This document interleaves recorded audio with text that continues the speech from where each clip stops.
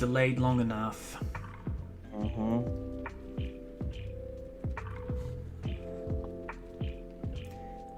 Okay, folks, thank you for being so patient this evening. I literally worked the rendering for this night's preview of 2014's Teenage Mutant Ninja Turtles. I should have gotten the bulk of the editing done yesterday, but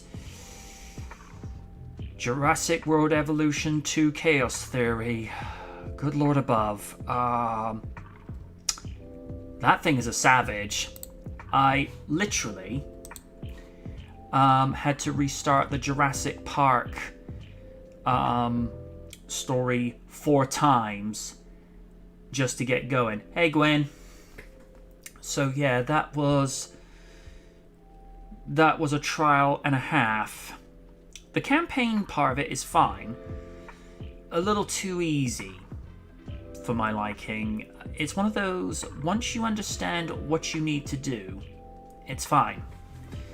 But it's one of the, if that felt like it went too easy. And for those that saw Mr. Rakaku's live stream of GTA 3 and GTA Vice City, Raiden would have been at the other end with popcorn going, wait, I need to see this. Okay, what was it like? Was it how just ugly the game looked in remastered form? Because a lot of people from what I could see from the visuals, Tommy Vercetti, he looks fine. Mercedes was passable.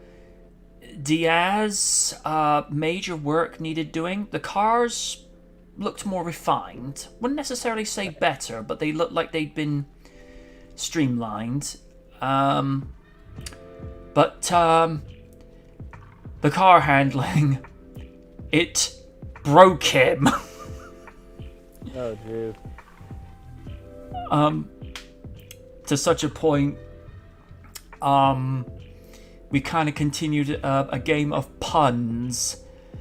Because what started, because I got one video of a compilation of the highlights of me, Steve, and Ruby making James Bond puns during Marvel's Spider-Man, to which Oni actually screamed out at the end, "Enough!"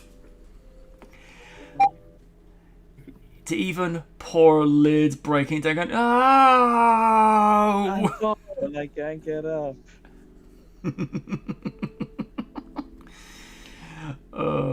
But no, we were saying things like in GTA 3, it goes, it's like, Oni, you lost your car. Did you get jacked? And he's like, I hate you. And he's like 63 bits away from getting his next payout. Yeah, we've been sort of pushing him along that way. He's like, what the heck, dude? We do it because it's fun and because we want to see him succeed. And because we love you. Yes, thank you very much. Smother me with love. Even you, Liz. Yes. Alright. You know what? Since we just talked about the puns. Oh no. Oh no. Ooh, yes. Yes. For Steve, it's reliving it. For poor Lids, Raiden at the end, you'll be like, I love you, MJ, but at the same time, I hate you. Make it stop! Uh-oh. Alright. Oh god. Are you ready? Give me a moment. Oh my god. Okay. I'm ready. Okay, now I'm ready. Well, I'm not. Give me a second. My freaking phone is deciding. Yeah, I'm not gonna work today. There we go. Finally. I'm at 0. Wish I was. Now I have to wait for Discord to load. Yay. Oh dear. Stupid. Hard time things. connecting.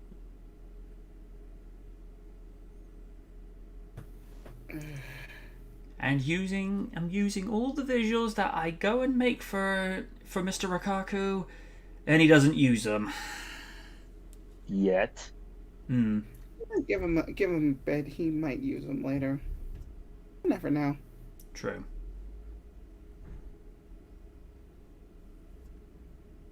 All right, I am at 0. 3, 2, 1. Shaken, not stirred. Play.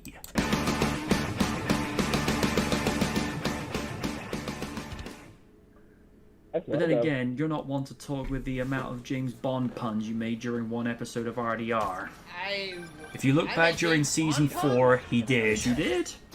I have episodes to prove it. There were no cabs, but I'll be there as soon as I can. Because you simply said, well, you did watch it with a golden eye. And it... I'm being honest, I honestly don't remember that. I mean, MJ, you know what James Bond does before bed? What's that? He goes undercover. That's just that was just reaching to the bottom of the barrel right there. The bottom of the barrel of the golden gun. Because he was trying to find that octopus. Ah! Oh god, no! That's it. Y'all gonna really start that shit again? God, no. And to be fair, as naming off the title of a movie. That still counts as a pun. Well, what can I say, Oni? I have a view to a kill. Ah! Only chance is to take out the gunman before he can fire. God. Kit's probably dying somewhere. Nobody likes Or regretting that she knows me, one or the other. God love Ruby. Well, guess what? It's true what they say. Tomorrow never dies. Ah! Well, snipers, one Spider-Man. Surprised Steve hasn't said a couple. Anyone who's ever worked on Norman's campaign. Considering you are a pun man, Steve. No offense. Yeah, but I don't think he's a 007 fan. I don't think he has no I am. time. I don't think he has Okay. no time to die. Snipers. Where'd you I pick those? refuse to see that. Where did you pick that one up from, Oni? Casino Royale? Oh god! I'd rather die another day thing. Ah! Swear to God, if we start doing side puns, I'm gonna spin dash my head in. Yeah, but for that, Oni, I need to be up, over, and gone. Ah, I did. I guess the world is just not enough.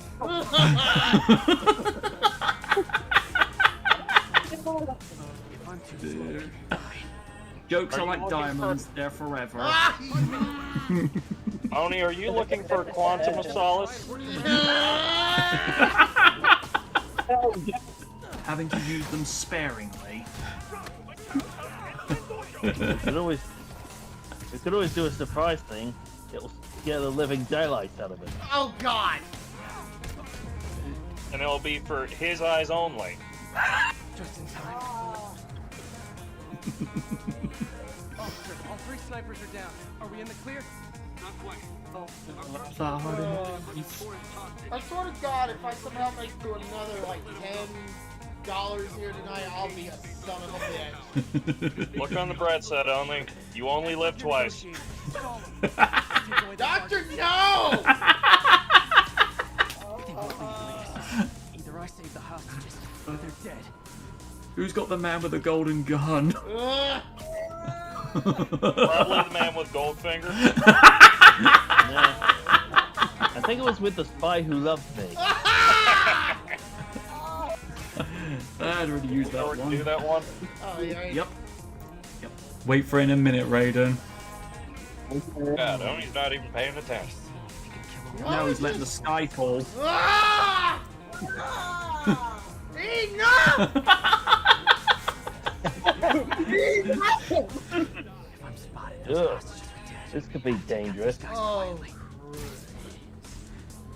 I actually tried to do mission. Spider-Verse reference. Sandy? Yeah. We just didn't have the Spectre to do it. Ah! There it Good is! Spectre. There it is. You did? We did? News to me. I'm surprised you didn't get the Oh my Spider-Verse grip. I swear to God, y'all's puns today, man. I don't know what. Next thing you know, you're gonna surprise me with something I'm not even gonna expect. And I know besides, you can always what I'm going to do later. I'm going to download this, edit it with all the James Bond puns while playing it to the Bond music. Are you You putting can it up always- on your channel? No, I'm not going to I'm not going to upload it, to the internet, but I will have it shared via Google Drive for those who want to see it. Yes. You can always do for the Spectre one. You're a Spectre of your former self. That's Miles. It's Miles. Hello?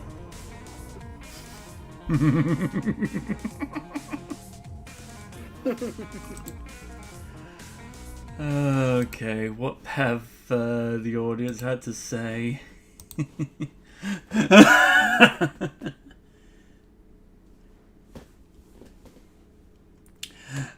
Gwyn's laughing herself into hysterics. If you want to annoy someone, that's one way to do it. Sean, I wonder how Dr. Evil and his pet cat would feel with these spy puns. I would pay you $2 million for this to stop. 2 million. Although I did surprise him one time with 1,000 bits, just for him to save a character in Until Dawn, which he failed to, and which he ended up chickening out of and letting 3 characters die. Mm-hmm. Damn. He killed Emily as well. That's who I was referring to. Damn. Can't say I didn't see that one coming. For me, I cannot trust myself just doing all this multiple choice stuff because I know I'll make a mistake. Also, he doesn't like the fact that Rami Malek ends up playing Rami Malek in the game. It's like, can you stop being Rami Malek for 2 seconds? But yeah. To be fair, honestly, he was okay. Aside from the crazy actress, he was half justified on what he did because this is good choice, bro. Not to mention all the clippable moments in the Yakuza. Also, I can say, what it was I forget the setup, but him and Ruby were, talking about like how some people start bad puns. Yet I reminded him during an episode of RDR. I just go, oh, this is rich coming from the guy who started the James Bond puns. And he goes, well, we did do it with a golden eye. And even L-Man was going, shut up. It's like, I will kill you. I will seek revenge. As only L-Man would do. But, no, also, the way some of those... The way that GTA Vice City was so broken, he literally walked into a motorcyclist and it looked like the motorcyclist had activated an ejector seat, and all he did was just barely touch him. And I just title his Twitch clip, "Ejector seat please, Mr. Bond." Literally everyone in Vice City on motorcycles was either spinning out of control or flying to the moon. And some of them are, I probably whipped in too many puns, and only as he refers to lids on Twitch as Kit, because Kitsune. He goes, Kit, make a decision if MJ's gonna donate any bits or not. I will say no. MJ, 20 bits. It's like, why'd you ask that? Because I knew you would say no. And I'm like, it's like, fine, I'll give you 2 bits for it. And he's like, 2 bits? I'm like, yeah, that's right. Shave and a haircut. Oh, yes. But yeah, that's the kind of antics that I do get up to on his stream if I happen to be in, because obviously as of this evening I'm supposed to be going back to work, so I'd only be available Tuesdays and Wednesdays, and sometimes I'll purposely keep quiet in the chat until he does or says something, and then I just donate 100 bits to where you can hear Team 4 Star's Master Roshi laughing his head off. And he's just like... Actually, that's actually Oni doing the laugh. Oh, okay, I didn't know that. He actually does it really well. Now, we've got something in mind for him. Which one? The Team 4-star version? Yeah. Yeah. We've got something in mind for him. We've got something in mind for him Christmas Eve that we're going to surprise him with, and he's going to be like, son of a... Oh no. No. Oh no. Yeah.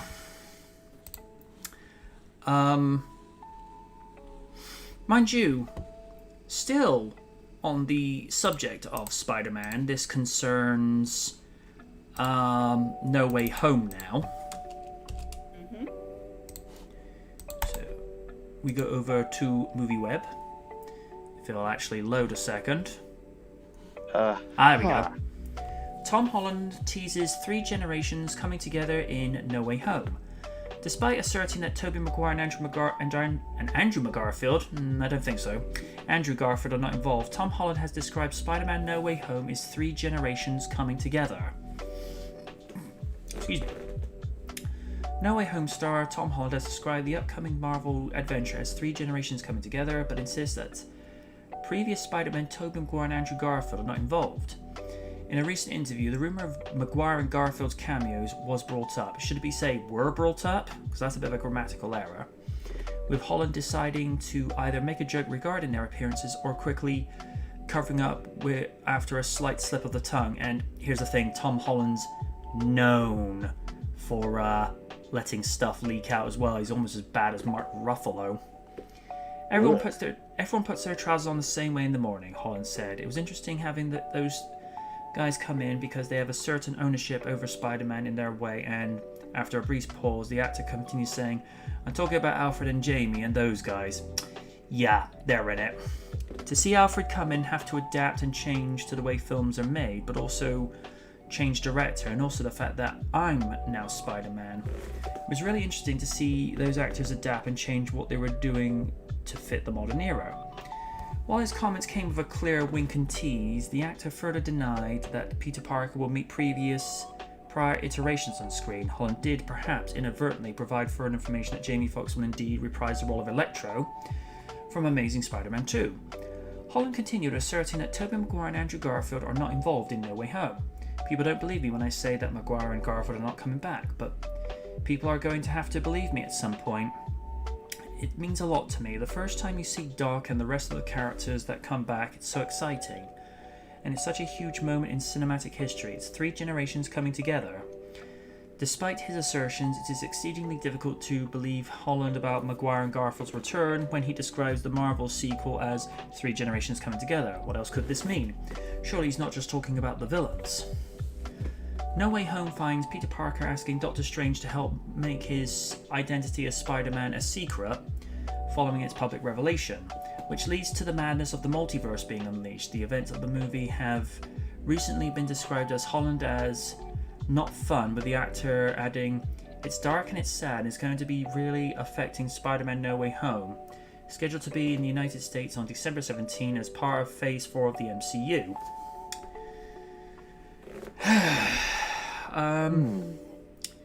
Here's the thing. He goes and, makes that pause, saying, "Oh, they're not going to be in," when he was clearly going into a train of thought saying that they were going to be in. And considering people have said on social media, both Charlie Cox and Tobey Maguire were spotted on set as their respective characters.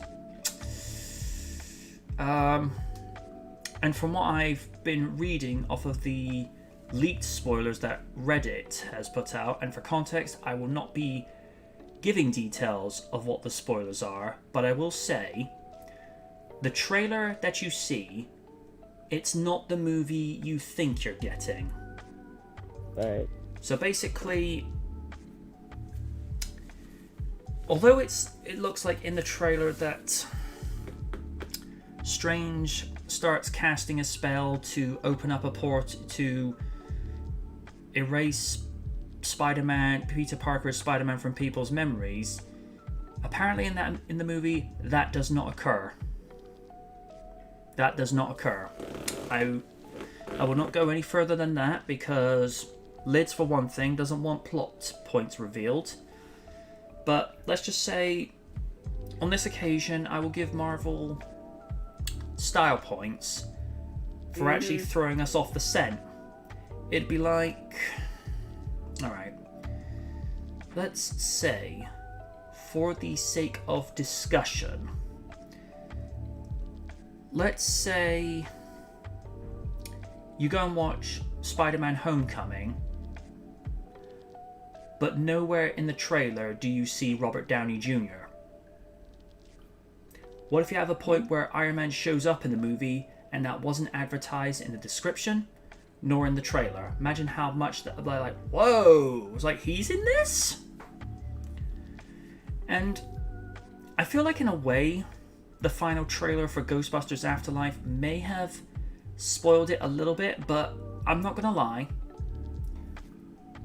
when I saw that trailer and you hear Bill Murray's voice in the last 10 seconds to where you see another Acto 1 show up and all you hear is, hey, have you missed us? And then hearing Ray Parker Jr.'s theme kick in, it's just, I was completely with the guy who was doing a reaction on GhostbusterNews.com's YouTube page. The guy broke down in tears because it touched that much of a raw emotional nerve from his childhood. And I will be flat out honest, I had the exact same sensation. I was like, thank man. And it was just the fact that, alright, you don't see them, because you only see them from the torso down, powering up the proton packs, but all you hear is, hey, have you missed us? Because we don't know what they look like in the movie, but it's just the fact that after 32 years, we get the true sequel. And I was saying this to a lady at Costa Coffee the other day. If there was ever a time to do a third Ghostbusters movie, it was now or never. Because let's call it like it is. Bill Murray and company, they're not getting any younger. No, they're not. I mean, Ernie Hudson looks great for his age. And Aykroyd doesn't look too bad. Murray, oof. Oh man. Time has not been kind to that man, but he's still got his wit about him. So there'll be two interesting projects from Sony, because let's call Afterlife for what it is. Afterlife is the giant apology for 2016. Because from what I heard from Ghostbuster News, they were actually secretly working on Afterlife as the 2016 movie was floundering at the box office. They initiated it straight away, and I thought,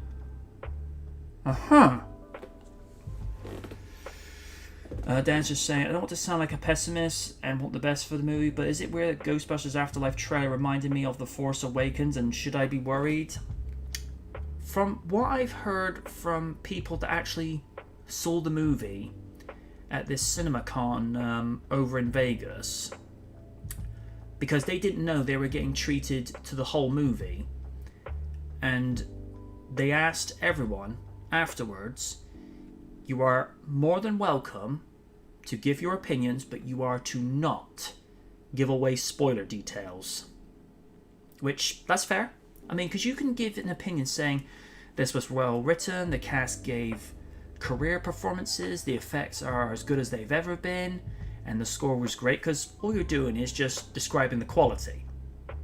Because you can be discreet but be complimentary. But then there's what this one guy who gave the movie 1 out of 5 stars and said it was a rotting corpse of a sequel. And no surprise, he works for The Guardian. That should tell you everything you need to know. Yeah, I have no time for that newspaper. It's like, it's nothing personal, guys, but your perspective and beliefs and philosophies don't reflect my own, so we'll just leave it at that. But yeah, I think we are going to be getting essentially Spider-Man Endgame later this year, and provided it is confirmed what we already suspect and by extension know, Maguire and my personal favourite, Mr. Garfield, will be back in the red and blue. And I think this will also be the perfect way to give the former Spider-Man actors the send-off they should have had from the get-go. At least with this time around, Tobey Maguire's version of Parker gets closure, and Garfield gets that third movie that he should have had. Because I felt like Amazing Spider-Man should have had a third movie just to, correct the problems that Amazing 2 had. Because Amazing 2 was littered with problems, and the only ones that weren't a problem, the suit was the best suit ever, and Garfield and Emma Stone. And I've said this once and I've said it so many times, Andrew Garfield, you had to be the luckiest man walking God's green earth when you had Emma Stone as your girlfriend. Seriously, dude. I mean, if some things are meant to be, they're meant to be. If not. But if I had her as my girlfriend at the time, I would consider myself luckiest man on earth and count every day as a blessing. We'll say no more than that. Steve, are you buying what Holland is saying, that it will be 3 generations of Spider-Man, but not with the actual Spider-Man? Because you know that old expression, and I will clean this up a little bit, don't try to fool a fool? Mm-hmm. What do you reckon? I think at this point, Cat is pretty much out of the bag. I think they don't want to say any more in case of this spoiling of what happens in the actual movie. Mm-hmm. But regardless, I'm looking forward to it, and hopefully now that I'm working at a local cinema, one of the ideas we're actually thinking of for promoting the movie is having me dress up as Spider-Man and Nice. do a couple of photos for the customers and such. I like it. That, and one of the food menus we're thinking of adding to the menu is a New Yorker style hot dog. Ooh. Don't tell my brother that, he'll start salivating at the mouth. He once went and ordered a hot dog with everything. I'll let you draw your own conclusions on that one. Lids, are you buying or selling that part that Garfield and Maguire are not in it? Because, as I've mentioned earlier, Marvel and some of their actors are not the best type to not let spoilers out. I think to some degree, I think they might be right, but here's the thing. Sony is being all secretive about it when you motherfuckers can't keep a secret to save your lives. How many leaks have we had since, I don't know, this year alone? Too many. Loads. This is why Marvel should be in charge of keeping that secret, because again, Marvel is very tight-lipped about everything. We didn't know anything about Endgame before we got to see it, right? We didn't know about the time travel aspect. We didn't know about the 5-year time jump. We didn't know any about that. One thing about that is, like, this is Sony being Sony. And the whole them saying that, like, oh, we're not going to release the trailer online. We're going to release it only in theaters. Do you realize how many people are going to record the trailer and post it online? You can't stop a person from using their cell phone in the movie theater no matter how hard you try. I'm of two minds about this. It could either say that one thing is going to happen and one thing isn't going to happen, or just release the trailer already, be done with it. It's almost December. We are in freaking November. Stop pussyfooting around and let's get this over with. Oh, and that reminds me, Black Friday will be coming up soon. Ah, yes. Black Friday, a day where everybody treads over everyone and their own mother to get stuff that they won't ever use or need, when it's a day removed for being thankful for what you have. Here's the thing, and this is just my train of thought. Had Black Friday been placed in a month, or the day after a month where there's no historical, national or religious significance, like, let's say, for the sake of discussion, you had Black Friday happen on May 21. Is there anything that we know of that happens on May 21 of any particular important significance? Not really. Okay. So if you had Black Friday there, would anybody bat an eyelid? Not really. It's just the fact that it happens after a national holiday, an American national holiday, which has, slowly become more and more adopted around the world, because while it is a national holiday for the United States, at the same time, the essence and the theme of being grateful for what you have is something that should be, something that's felt around the world. I mean, there are people that celebrate it in Canada. I think there are some that celebrate it on the other side of the world in Australia. So, I think that's a beautiful thing to have a day where you're thankful for what you have. And I believe the Hood said something to the effect of this in the Fireflash episode in Thunderbirds Are Go. Happiness consists of not having what you want, but wanting what you have. I have the plane, and that makes me happy. So it's basically just happy having what you have, rather than seeking something that you want. Now, via the context of that, I don't think that should ever, deter somebody away from getting those comfortable pair of sneakers that would actually, enable comfort, improve lumbar support, and what have you. But if there's something that you've actually wanted for a while, so let's say, for the sake of discussion, Raiden wanted this metallic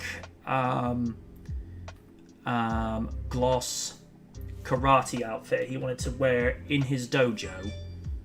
That shouldn't stop him from wanting to get that, because yes, it is materialistic, but it symbolizes something that he shoots for, something that resonates with how he feels with regards to philosophy and martial arts. So it's knowing how to distinguish something you truly desire as opposed to something that you see, reduced for 75%, but it's like, would you actually use it? I don't know. I don't know. Fair enough. It is what it is. And speaking of the Raiden Master, do you buy or sell that Garfield and Maguire are not going to be in MCU Spider-Man 3?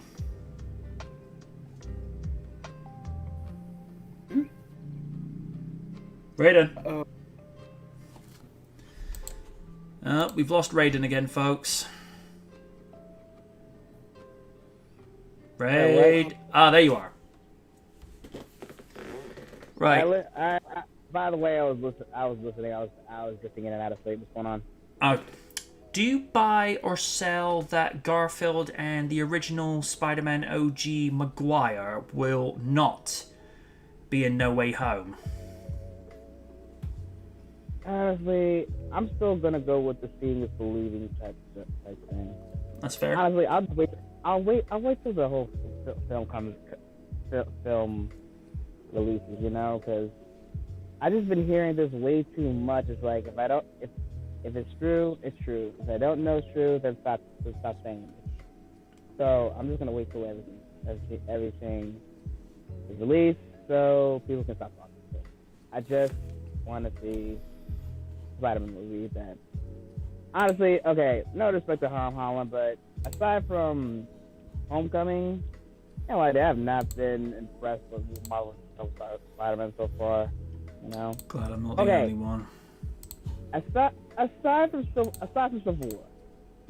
War, first off, okay, this is really good, but yeah, I don't know. So far, I'm not really impressed. But I'll still see it. I'll see, you know, 3 different generations. See. Just hopefully it works well. Listen, Marvel knows how to make good movies, but they've known to fumble the ball way too much. So I don't know. Guess we'll find out. For me, it's seeing believing, so I'm just gonna wait for the whole thing to release. Okay.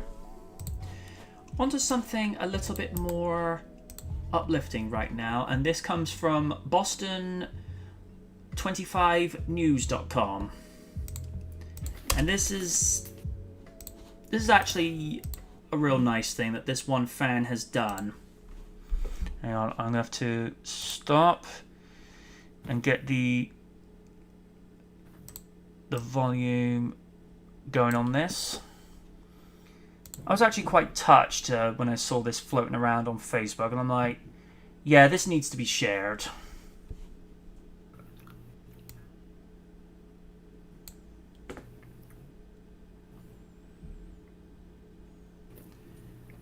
Okay, I'm at 0. Alright. Hold on, let me get it. Wait a second. Sure.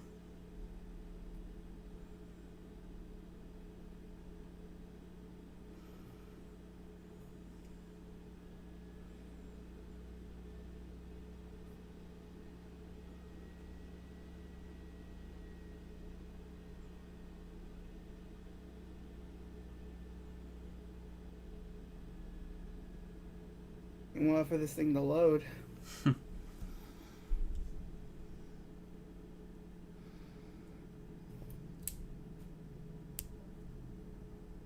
Where's the video?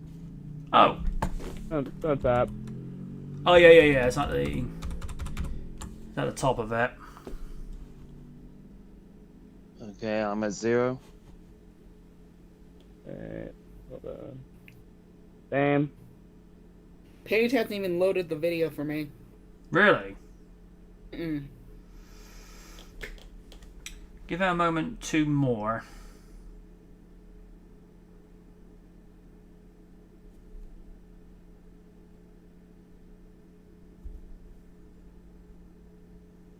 Oh, there. The players finally loaded in. Hmm. Oh, come on. Internet, can you not be a butt for once? Good luck. I don't think it's the internet. I think it's the site itself. There's just too many friggin' pop-ups. That reminds me of a meme that popped up recently. You thought Thanos was the most despicable guy in all of history with the snap, yet the inventor of the pop-up pads revealed himself, when I say revealed himself to the world, he actually put his name out there. Oh, I'm the guy who came up with the pop-up pads. Instant amount of flame wars that came over to his page. Like, oh. All right, I'm ready. 3, 2, 1, play.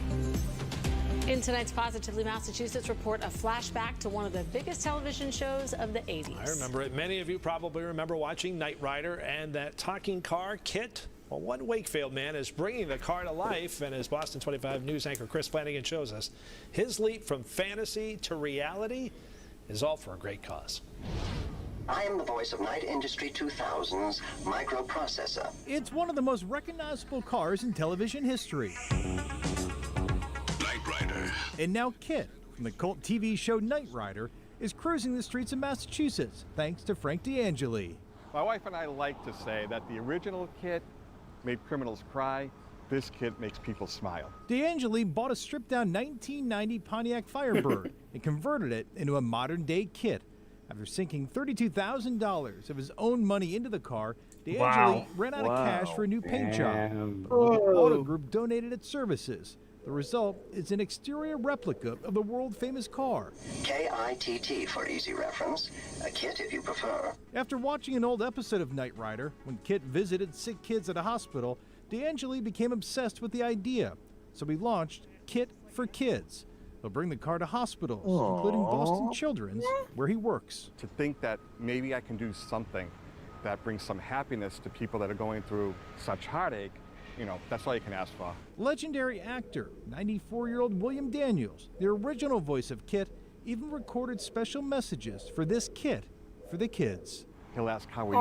What's that's your name? awesome. Hope you're feeling better. Thank you so much for having me here, stuff like that. Just one man trying to make a difference with a talking car. Oh, what a cool car. Now, in addition to bringing Kit to local hospitals, Frank D'Angeli also wants to use Kit to fundraise for police and firefighters.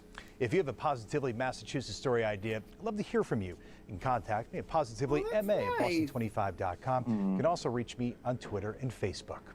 I'm Chris Flanagan, Boston 25 News. How about that?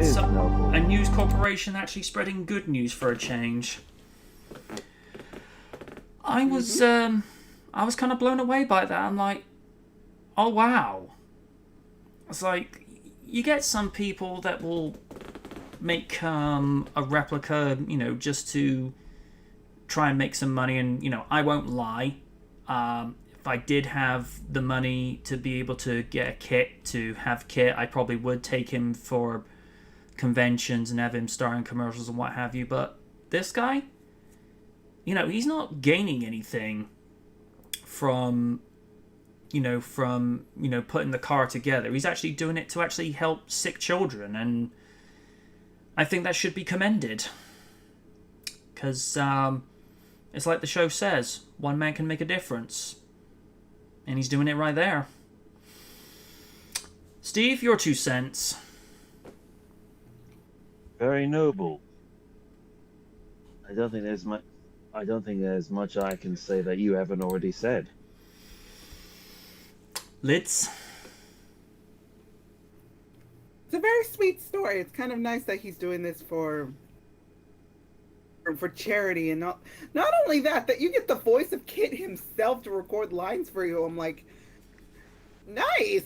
Just, it's impressive, and it's a really nice thing that he's doing for people, and it's like the fact that these kids love the talk Kit the car. So it's like, it's not car the car.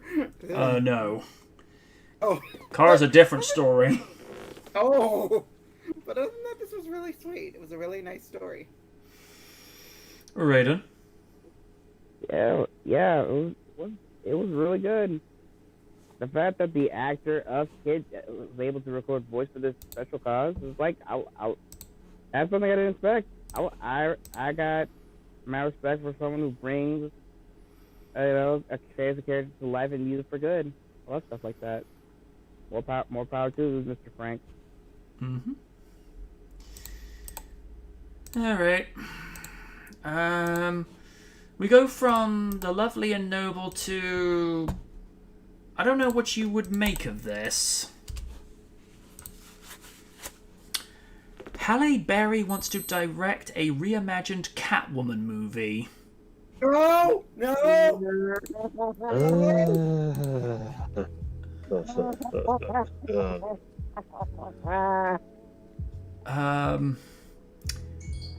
When Halle Berry took on the role of Catwoman in 2004, it seemed that the combination of Oscar-winning actress and fan-favorite DC villain. I wouldn't ever call Catwoman a villain. She's kind of...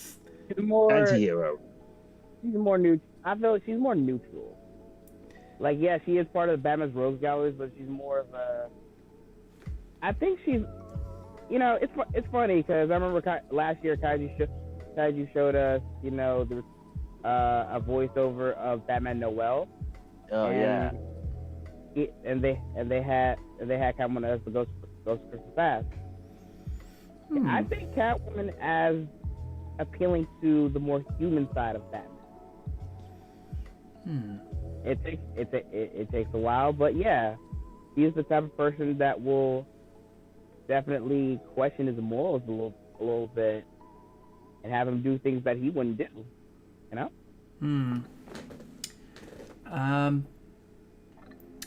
Was destined to bring in a buckload of cash for Warner Brothers. However, when the critics got their claws out and box office numbers made a purr rather than a roar, I'm surprised Steve didn't write this. The movie headed straight for the litter tray. Oh! Catwoman will become best known for being one of those rare superhero outings that lost money, bringing in just 82 against a $100 million budget. And of course, being the winner of 4 Golden Razzie Awards, including one for Halle Berry, who famously turned up to accept the dubious award in honor in person with her Oscar in tow. Say what we will about some of the movies she does, at least she was a good sport and actually accepted it. Now in a new interview, Berry has cited the movie as one that she would love to revisit in a new way. I would love to direct Catwoman, she revealed in an interview for Jake's Takes. If I can get a hold of that now, knowing what I know, having this experience and reimagined that world the way I imagine the story, Bruise was written for a white Irish Catholic, like 25-year-old girl. I got to reimagine it. I wish I could go back and reimagine Catwoman and have a redo on that. I would have Catwoman saving the world like most male superheroes do, and not just saving women from their faces cracking off. You know, I would make the stakes a lot higher. I think make it more inclusive of both men and women. Of course, when Catwoman came out, the story was not the regular comic book based on a character, with Berry's anti-hero Patience Phillips, I heard originally was Patience Price, breaking away from the Selina Kyle of the main Batman universe, taking on the cosmetics company she works for when she discovers they are using a product capable of causing health issues across the world. After being killed by those she is trying to expose, Phillips is brought back to life by Egyptian cats and give her cat-like abilities that enable her to pursue her killers. Even with an all-star cast including Sharon Stone, Benjamin Bratt, and Alex Bornstein, better known as the voice of Lois Griffin in Family Guy, that storyline just proved too far from regular superhero territory to be instantly taken to by fans. And also, Alex Bornstein in that movie, someone get a hose on that girl. She is way too aggressive. Yeah, what you mean? Oh my god. And poor Billy from Double Toasted, he lost his mind with this movie. Oh god. Oh no. Oh man, when Sharon Stone's character's Destiny came up and she was just he died laughing, I laughed too. Oh my god. Didn't he get up from his chair and run away? I like the fact that she gets. I remember that. I like it when she gets into a face shot for one camera and she puts this grimace face on. I'm like, what is up with that? Oh my god.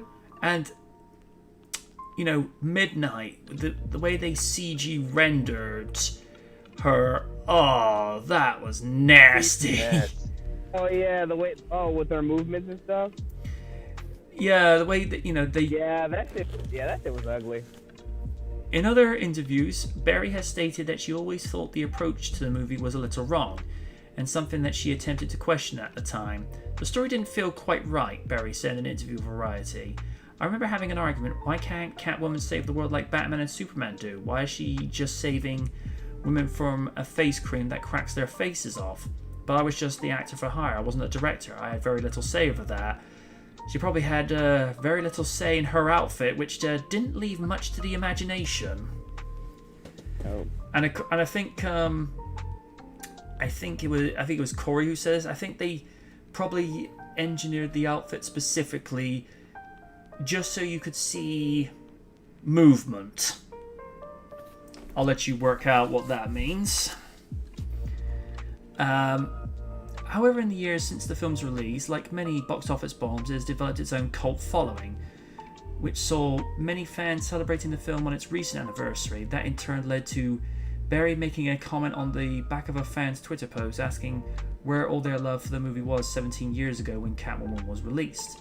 Whether we will see Berry get behind the camera to direct a new Catwoman adventure is something that only time will tell.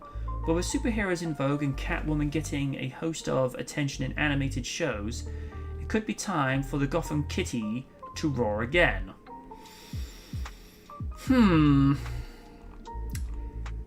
This is my hot take on this. If the movie is written in such a way where it's being true to the character, but also doing a healthy amount of, when I say modernizing, to be where it's written in such a way that if you think like Back to the Future, or to some of the like discussions would be in Jurassic Park, like the dinner tape, like the lunch scene, something that will actually be timeless. It's something that you can talk about in any generation. If they can manage to do that where you feel like it belongs in any generation, I mean, theoretically, you could take Batman Begins as it was then, drop it in this year, it'd fit right in. Because I like the fact that Nolan wasn't going for a contemporary look. He was just trying to write things that make sense. And as much as, and to be fair, this is where I'm going to be objective. As much as I love the Keaton suit with the yellow on black, the fact that Bruce's suit in Batman Begins literally has him as kind of like a figure of the shadows, where the symbol on the bat suit is only something you would see if the light is shone onto it, that just makes sense. Unlike the black and blue suit from Batman and Robin, but less said about that, the better.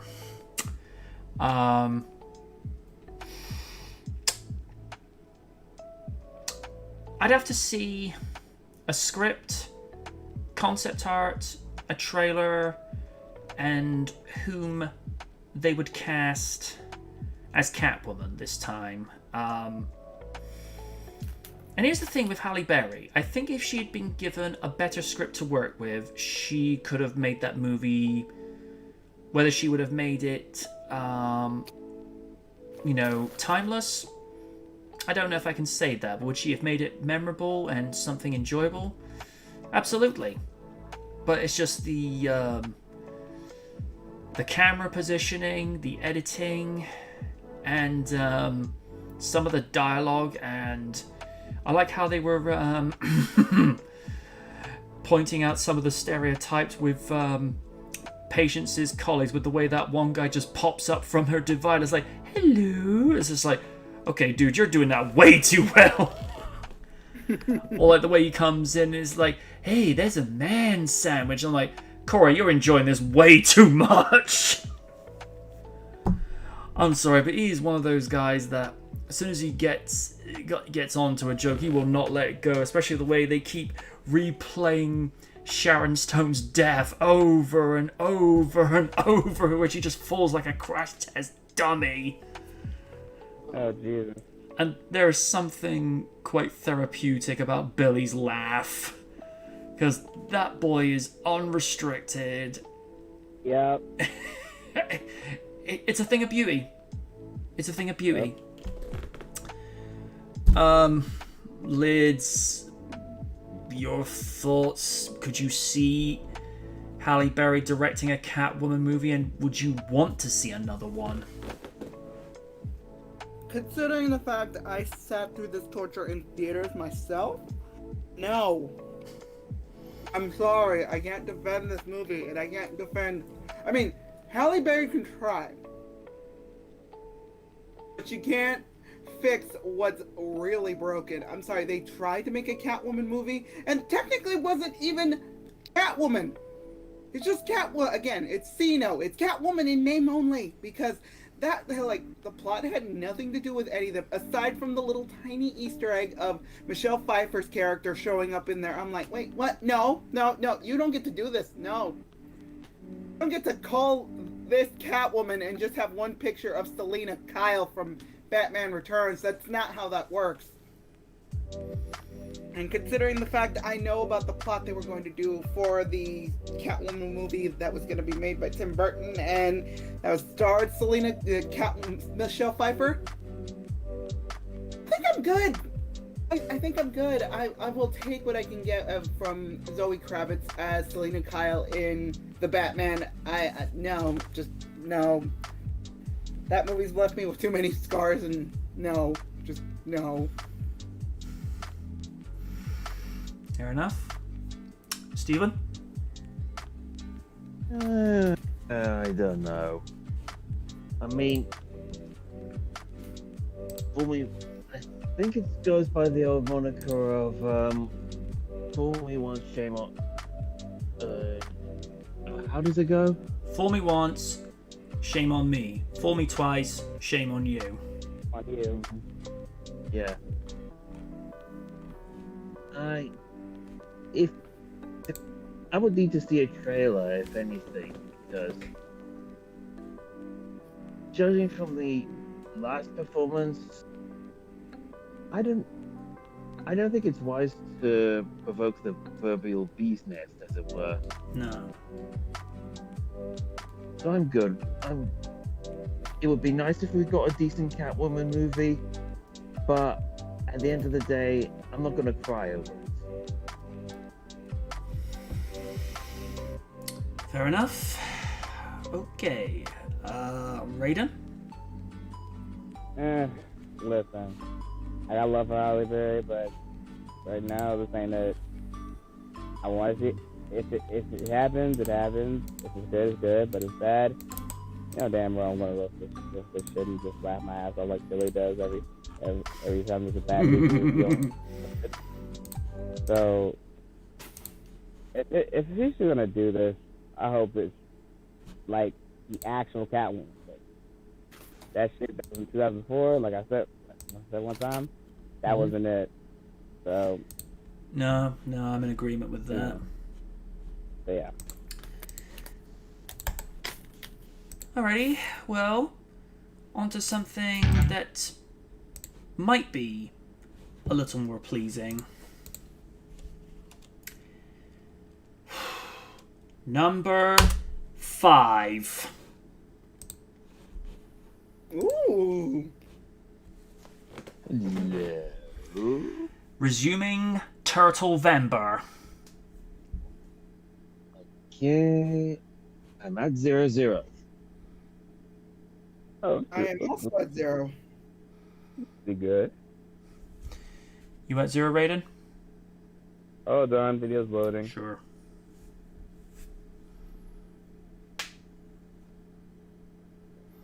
All right. 0. 3, 2, 1, play.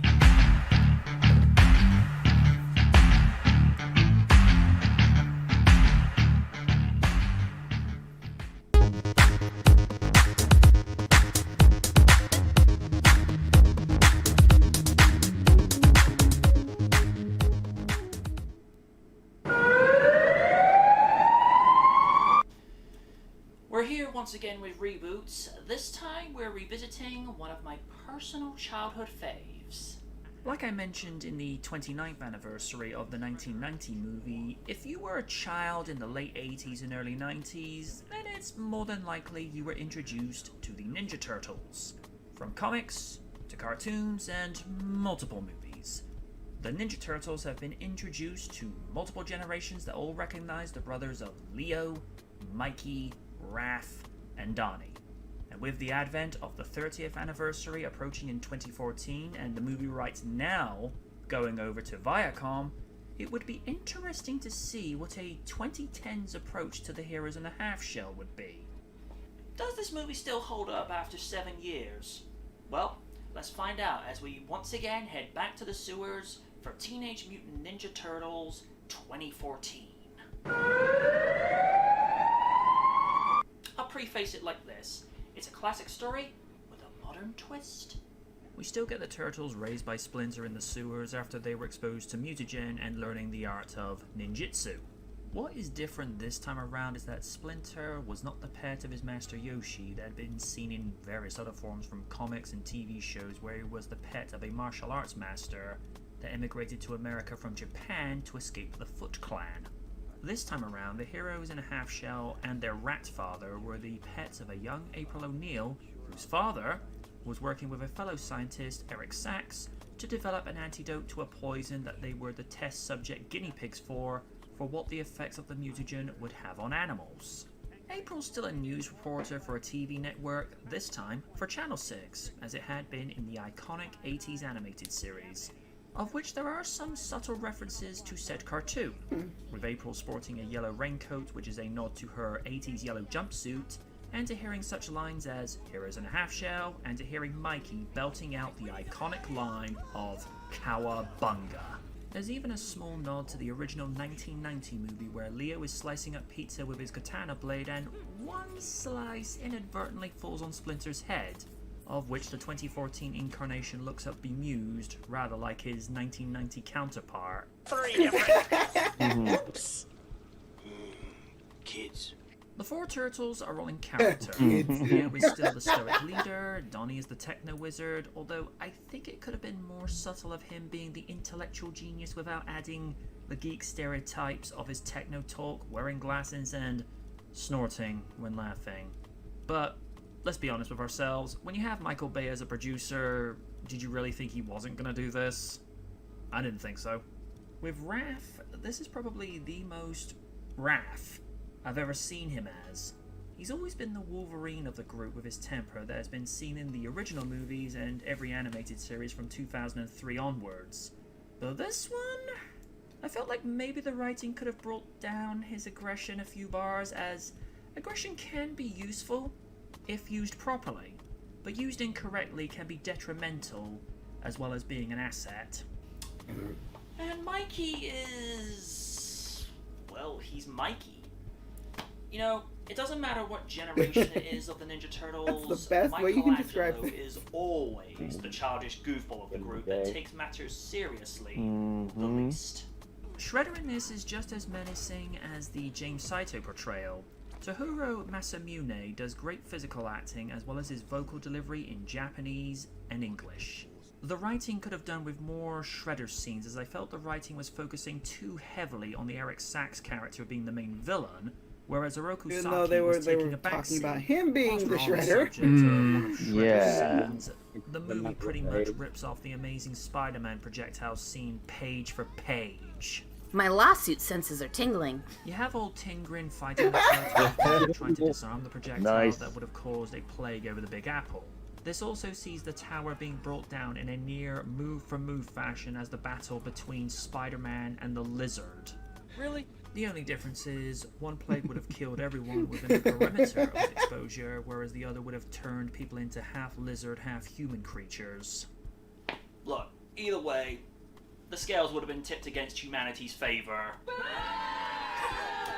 Boo me all you want. Besides, it's not my problem you're not detailed enough. Oh my god! It's time to stop! It's time to stop, okay? No more! Also, obvious product placement is obvious. Now, it's no secret that the Turtles have been long established with their association with pizza. In the same context with Biker Mice from Mars being affiliated with hot dogs and root beer, to Sonic the Hedgehog and chili dogs.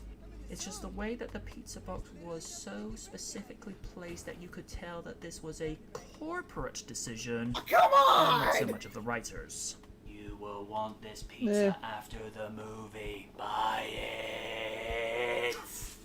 This movie doesn't feel like an hour and 40 minutes as the rate the plot moves You know, I've forward got an with urge to get decent Domino's now. sequences and exchanges between the characters makes for a good rewatch. Still love this game, by the When it way. comes down to it, Yeah, that This scene is was actually basically the referenced in the 1990 2012 movie if it Teenage had Mutant today's Ninja Turtles budget. cartoon, where Mikey started to Argue the beat on point his all you nunchucks want, and then no, wrapped it's his true. backhand upside the head. Like, no, we're not doing this.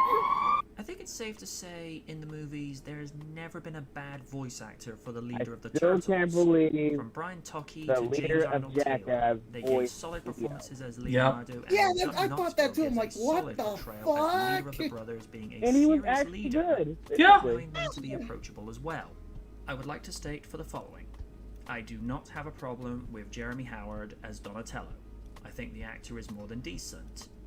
But the material he is given with geeky stereotypical tendencies as the brains of the Turtles is not only redundant, old school, in a bad way I might add, but it's also insulting.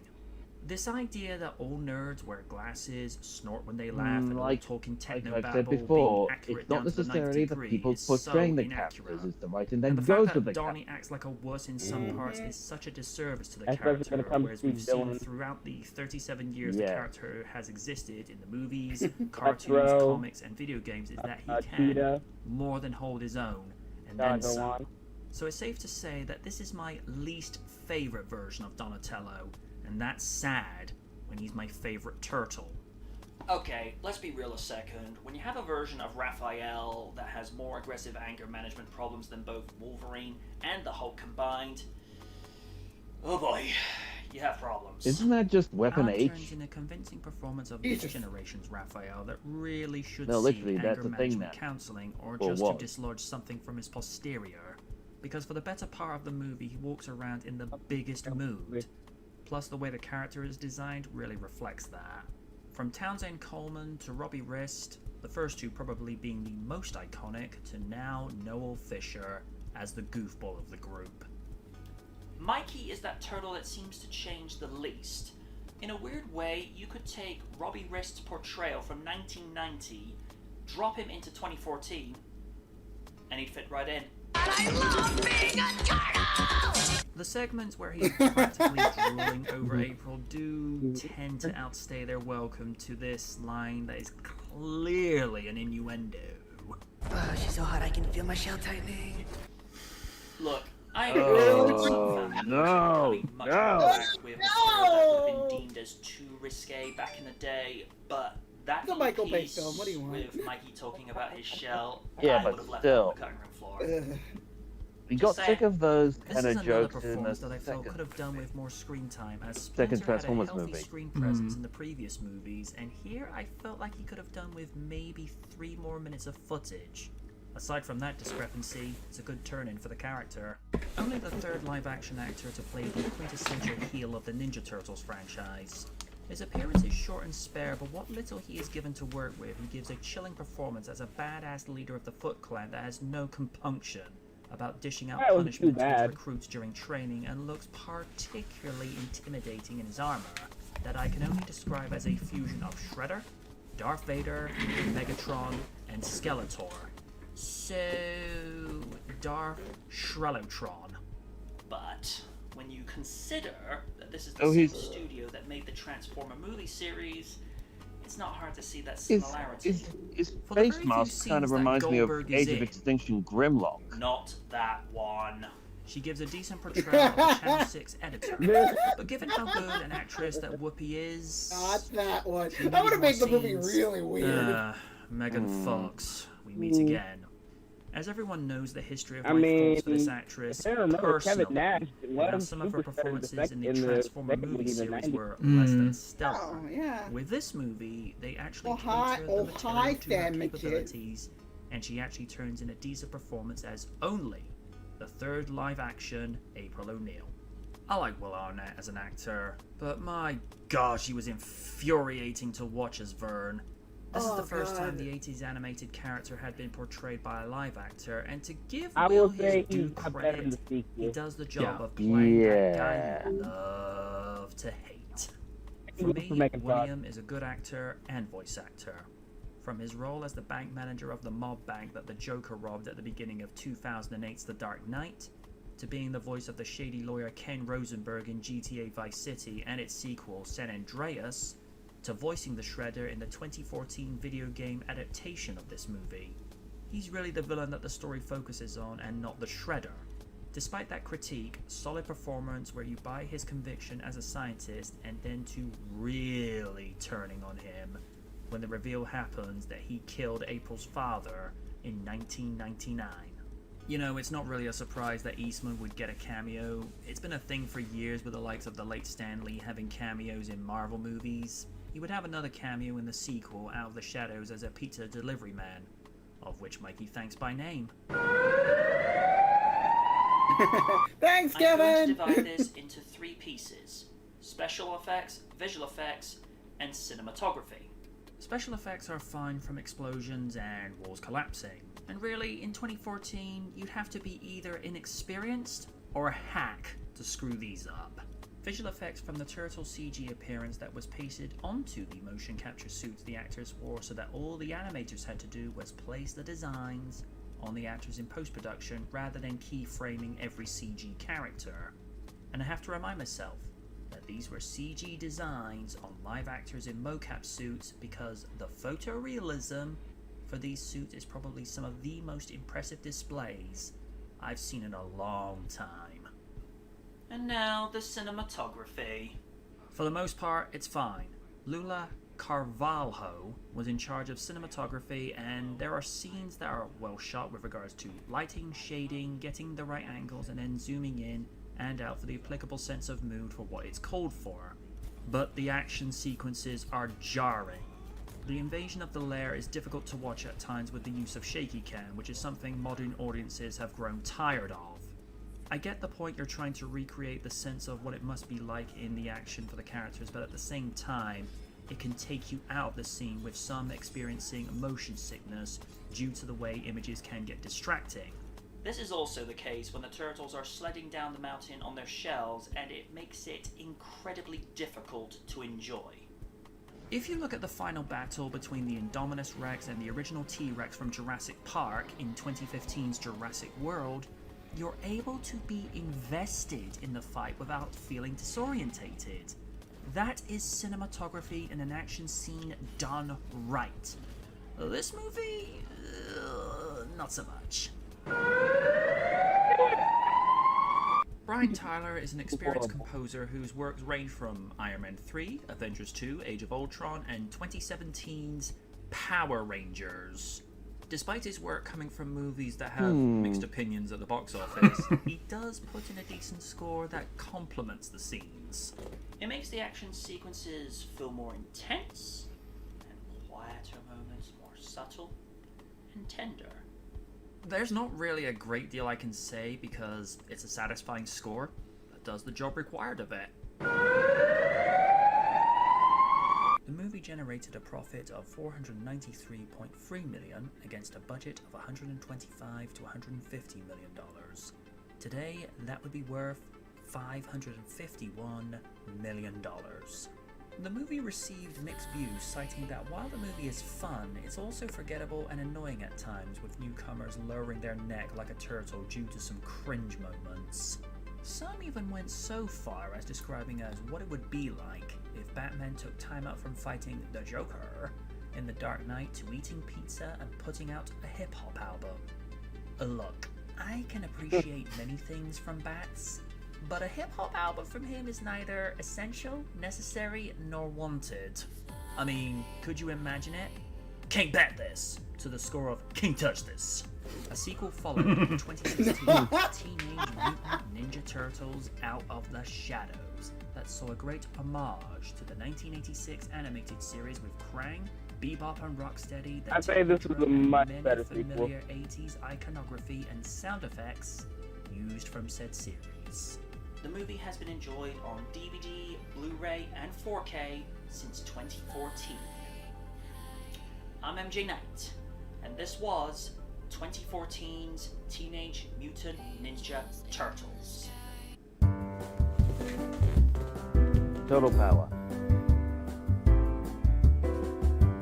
And Mikey is, well, he's Mikey. You know, it doesn't matter what generation it is, Michelangelo, Let the rum be on the blue ball, essentially. Look in a second. Okay, that's fine. Well, either way, the scales would have been tipped against humanity's favor. Boo all you want. Besides, it's not my problem you're not detailing them.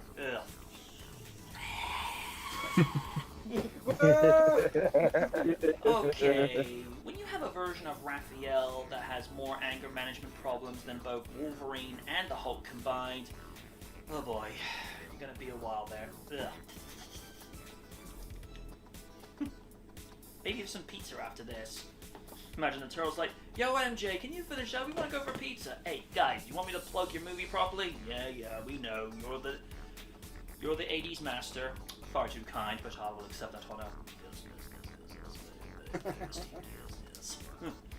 I'm not gonna see Raiden's like, you're enjoying this way too much. And you hear him in the review letters like, gosh dang it, get out of my mind. Okay, I appreciate that family movies are becoming much more relaxed with material that would have been deemed as too risque back in the day, but for that bit, I would have left it on the cutting room floor. I mean, I appreciate it's a PG-13 movie, but I don't need to hear that. That's the type of thing Steven Stifler would say as a turtle. Universal, do not get ideas. Rated 2. No! Oh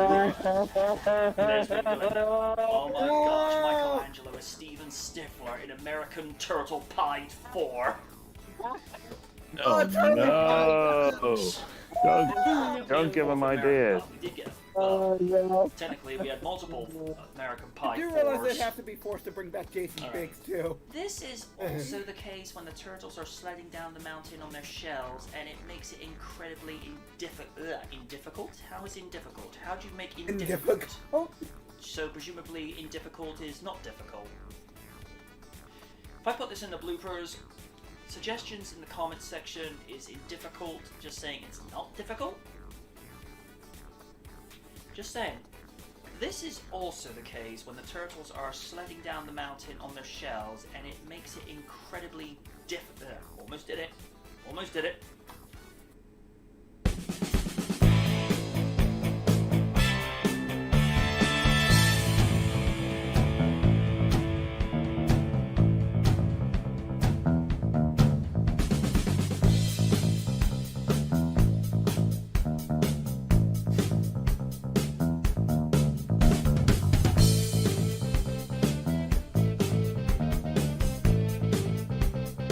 Oh God, no!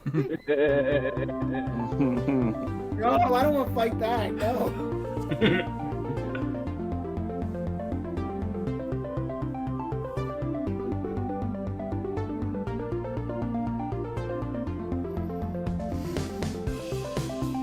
That's all I could think of when I saw Shredder's design. That I'm like,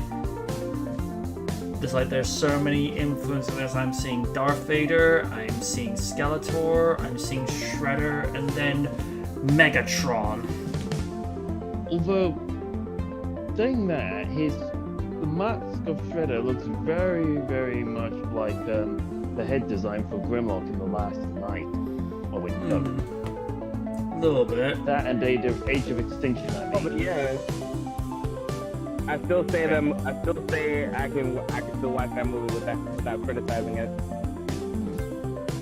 From the main character, you know, from villains. I don't know. I still enjoy that movie. Yeah.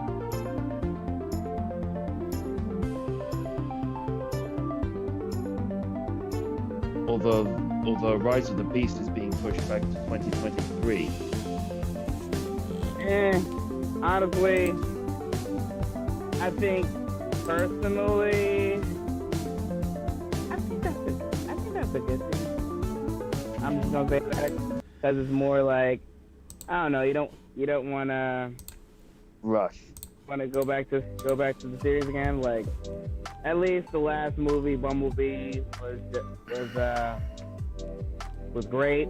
Absolutely. So at least that left a good taste in people's mouths. Mm. From what's left tonight. Yes.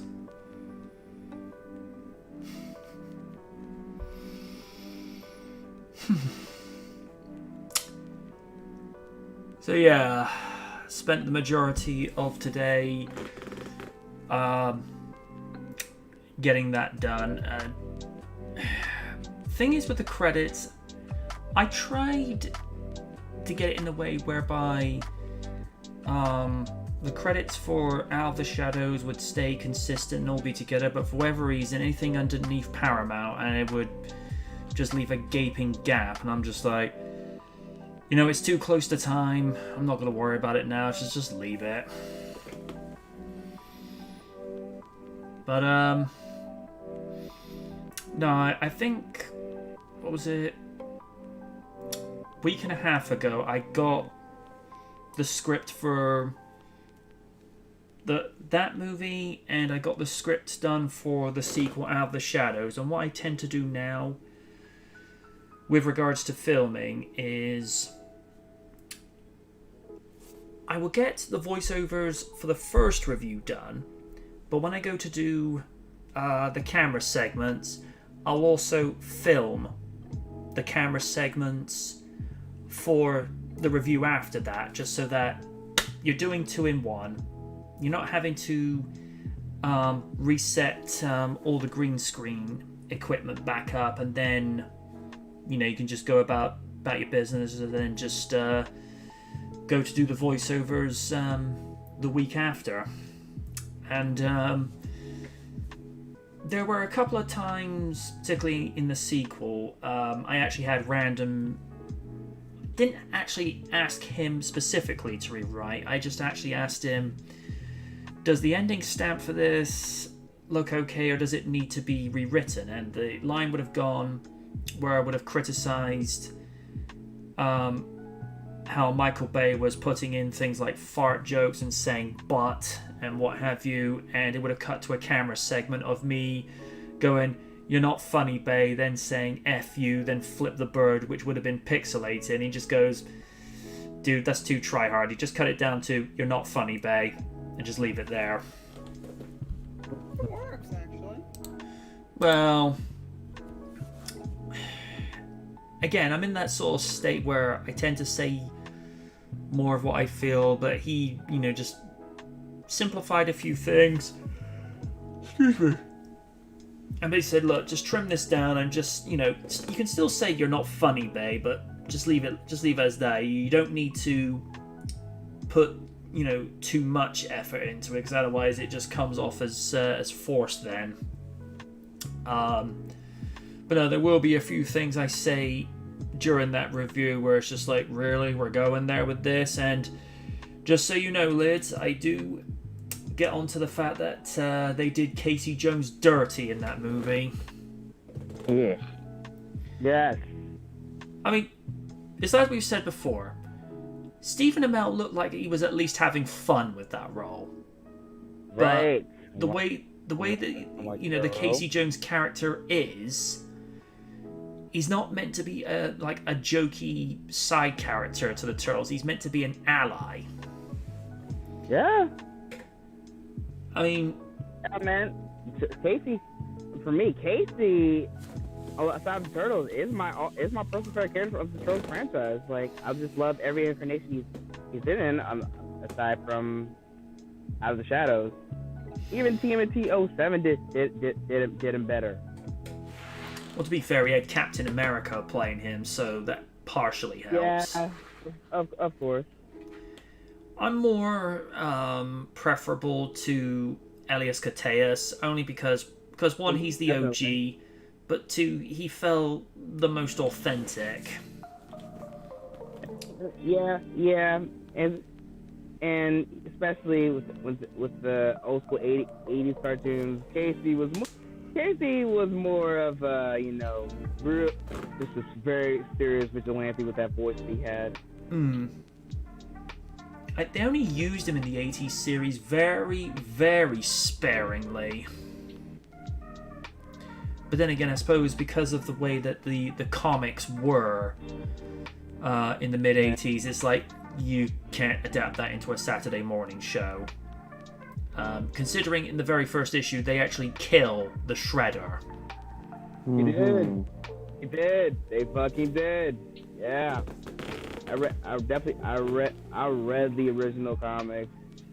Shit was super gnarly. And I was a big fan of the first live action movie. I mean, I've said this on countless occasions on here. That was my first ever encounter with the Turtles. Yep. I mean, after that, I watched the '80s show. I liked it, but I don't know. It just didn't pop. It just didn't pop me. Then the 2003 series came in, and you know, I was just a fan because it mixed a lot of the movies. They definitely borrowed a lot of stuff from that one, which I enjoyed. Yeah. And it's just like I said, this movie is basically the 1990 movie with a budget. Yeah. Because let's be real. No, that 1990, I will still go back and watch. Cause like, oh yeah. It did a lot. It did a lot. I mean, it combined the goofiness that was in the 80s series, but it borrowed a lot of the grittiness that was part of the Mirage comics.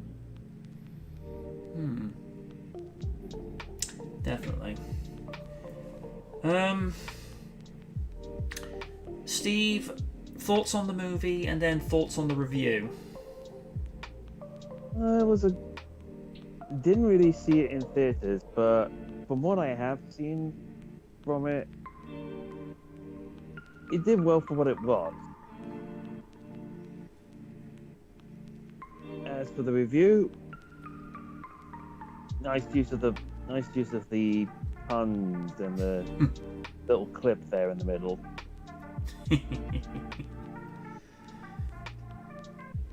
Well, I figured I had to include Spidey because, let's just call it for what it is, that projectile scene is just like, I cannot believe this is not the Amazing Spider-Man.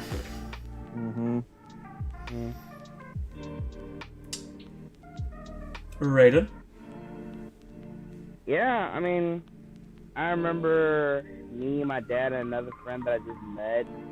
I remember before that we were playing TMNT 03, the 2003 Ninja Turtles game at my house, and then went to the theater, watched the movie.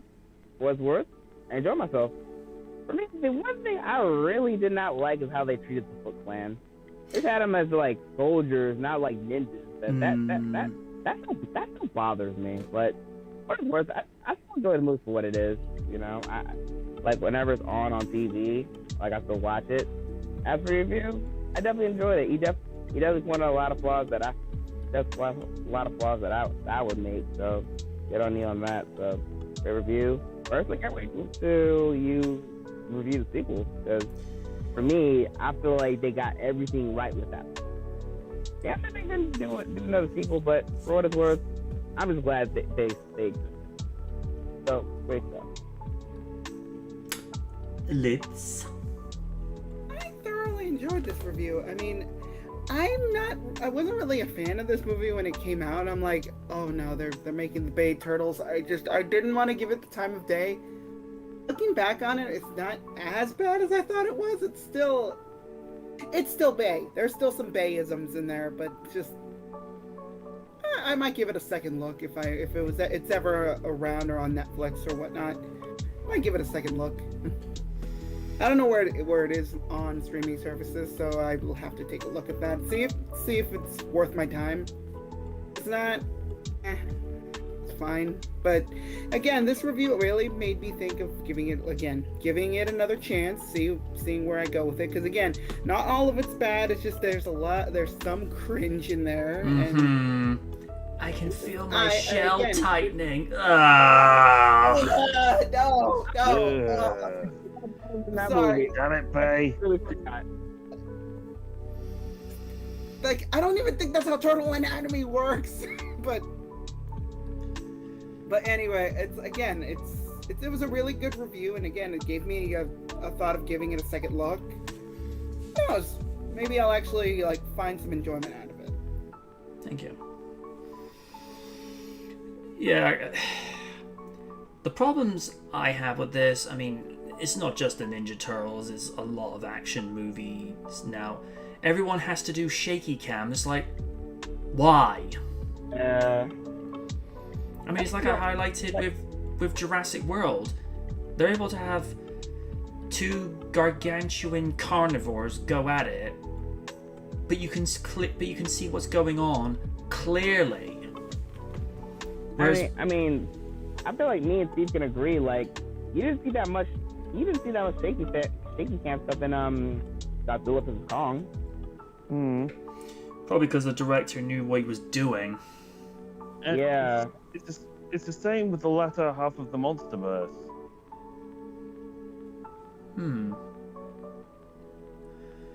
Yeah. I do agree with sentiment. Like, especially some martial arts movies, like the Mortal Kombat movie that came this year. I wanted to like that movie so badly, man, but it's like I did not like the character, the shaky cam, the camera switching. It just felt right to me. I still enjoyed it either way, but it's like, I don't know. I just feel like the director, which I respect him for giving it A for effort for what he did. Like, he in interviews, he was really jazzed to do all this, but like I feel like he kind of overdid it. So hopefully for me, like, I hope there's another sequel coming out, and I hope he sees the movie that he did and improves on it. Cause I don't know, stuff in action movies, I really don't like. It's just like, it just takes excitement out of it. Yeah. And like I say, if you could do this movie again, actually put more of an emphasis on the Shredder and not so much of Eric Sachs. I mean, that bothered me. Yeah, they really overplayed that character. I mean, don't get me wrong, David Fitchner plays his part well, but you come here to watch the Turtles versus Shredder, and you do get it, but Shredder almost feels like a side character. Yeah, fortunately. At least with the way they had Brian T place him, he was actually more of a central figure. Because with this one, you only see him in the shadows, no pun intended. And then the other times you do see him, he's got his I can't believe it's Megatron fusing with Darth Vader. But, and there's also, especially the amount of extra mechanical weapons that emerge from his arm, I'm like, we're really going there with this, aren't we? Sean Retro's gone and said, couldn't be even better. Bay wasn't never this. Okay. Oh, I think he's trying to say could have been better if Bay wasn't in this. I think that's what he's trying to say. Right. Here's the thing. Bay is a good visual director. He knows how to. Well, we know how he can do explosions particularly well. He's good with action sequences. It's just the filming of said action sequences that really need to be worked on. Personally, if it was up to me, I would have get the guy that directed the Wolverine and Logan, James Mangold. Yes. For that whole project, because for him, he gets the material. Because I remember, I think Hugh Jackman kind of snuck in some comics, like get a feel of what the story is going to be, and also like the whole Silver Samurai. That was really good, because I felt like if they went that much of a simpler design for Shredder, I feel like it would make the movie more pop. I still applaud the characters for the show, especially Mikey and Raph and Leo. I feel like they had everything done, and like you said in the review, I feel like this was my least favorite Donatello ever seen. Because they just overdid it. I get it. He's a geek. He's a nerd. Blah blah blah. Like it's understandable. Even like in the '90s movie, they did not really overplay him being a nerd until the second one. But even then, it was subtle. Oh, even in the 07 movie, they have him as an IT specialist, which is like that's Donnie in a nutshell. Yep. Yeah, so I feel like if you do subtle things with Donnie, it'll be great, but don't overplay the geekiness. Like when I saw that, it just reminded me of like how geeks and nerds were portrayed way back in the 80s and 90s. It's like just not fun to be around ish, and that's saying something, since I'm a massive geek. But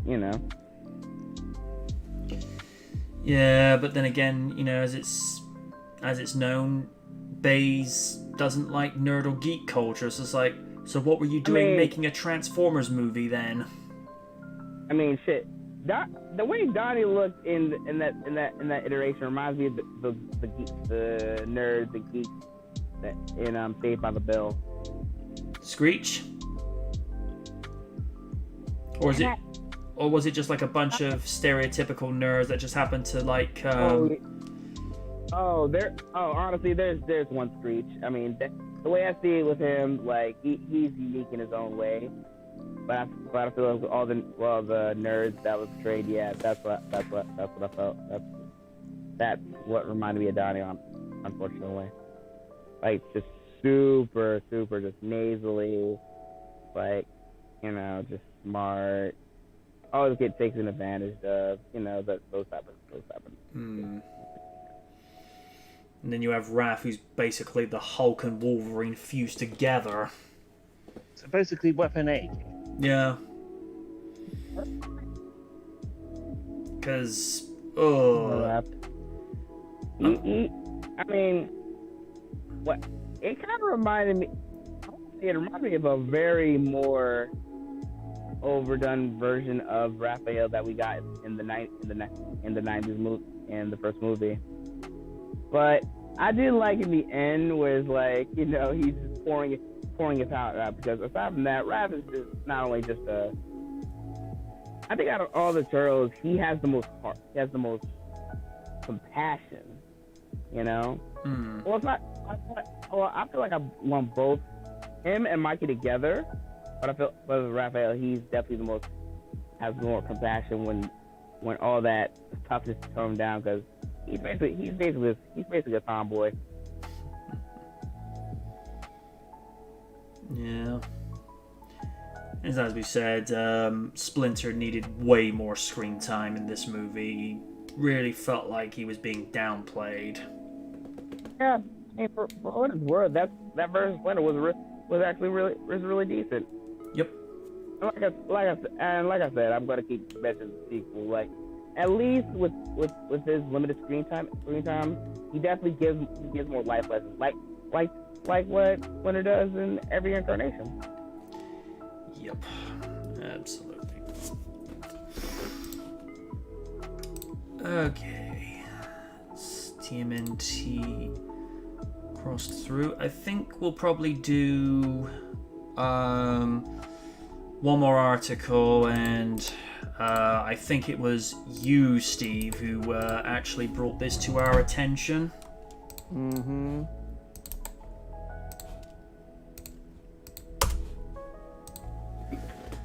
Spirited Away shares live-action character posters. Wait, what? Oh yeah. Huh?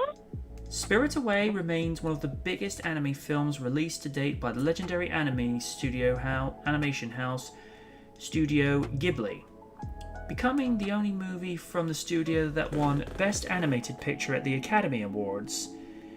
Now, one of the most popular anime films ever released is getting a live-action stage play, and has released 2 new character posters that show actress Kana Hashimoto and Mone Kashirareishi, excuse me if I mispronounce that, as the main protagonist, Chihiro, who will be sharing in the role in the upcoming performance, which is set to arrive in February of next year.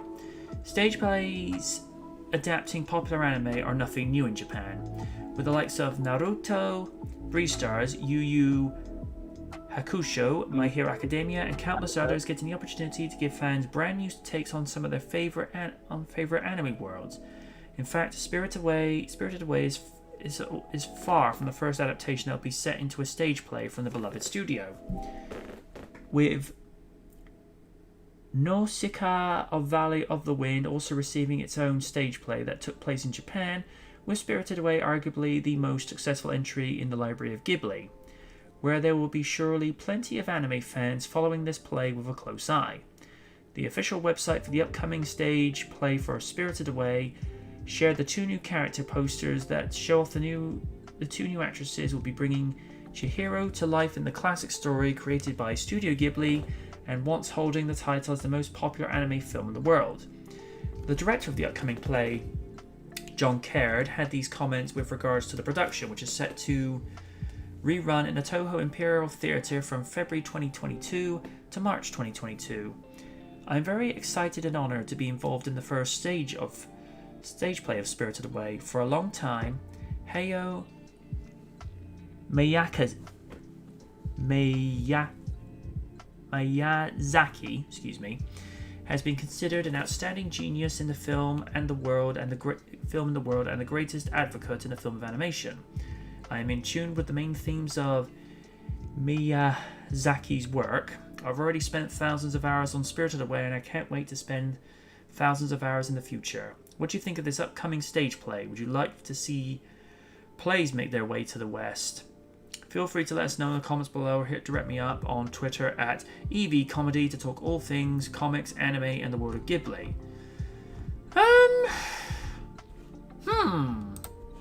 Okay, when you said live action, I was scared, but stage play, honestly. Honestly, that's a little harmless, actually.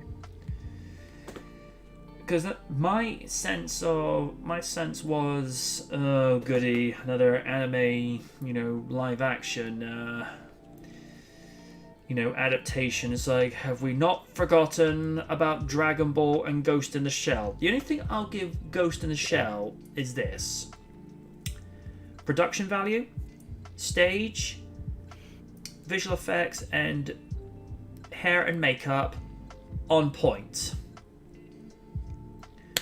But execution and some casting choices, not so well. Whereas a play. So just be happy. Just be happy you never get to see Death Note on Netflix. Oh god. I've heard the stories. Man. Oh no. And the fact that Willem Dafoe plays the character. Honestly, he was the best part of the movie. I'm just gonna say it right here.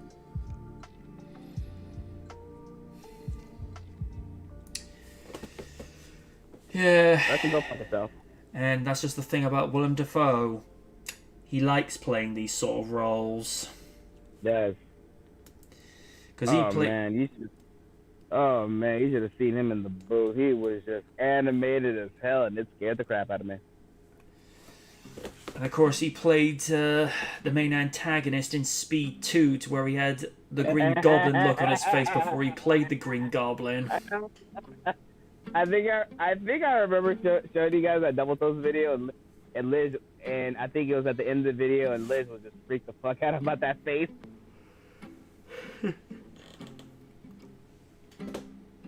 It's like that piece from Family Guy. Think of a name. Willem Dafoe. Oh no! I had a Willem Dafoe living under my bed.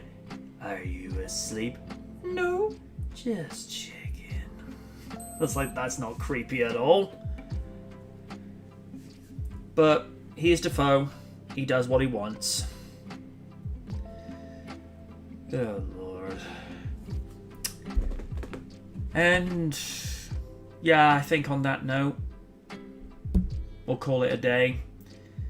Because we are trying to stick to the 8 p.m. ending, even though we started 15 minutes late, but it's best to try and keep to the target, because we end up going on longer than need be necessary, and we're trying to avoid that. So, from episode 160, this is MJ Knight saying good night from the night. Night. Yeah. And don't forget to check out MJ Knight's Teespring page. Thank you, Stephen. And don't forget to check out Kaiju Noir's manga comic. Primal Warrior Draco Azul. Thank you. There we go. And also, as I advertised in the James Bond pun video, there was a little graphic saying, for more fun with Oni Rakaku, go to twitch.tv/Oni Rakaku and give him 150 gift subs for the month. And he's like, MJ, what are you doing to me? I'm trying to make you rich. Get him to 100 followers. Yes. Could you get me to 50,000? Don't push your luck. I have limits. Have a good evening, folks. Night. Bye. Bye.